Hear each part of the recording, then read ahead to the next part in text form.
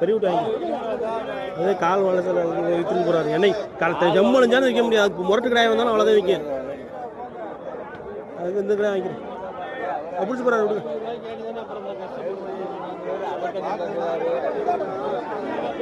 அவர் என்ன கேட்குறாரு?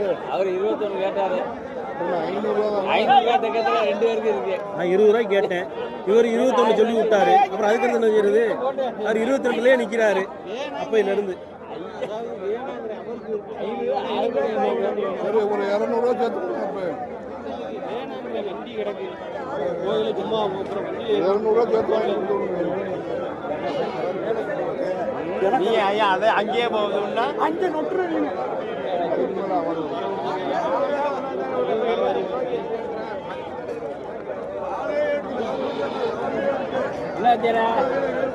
வாங்கி எப்படி தப்பிக்கிறது? அவன் 20 ரூபாய்க்கு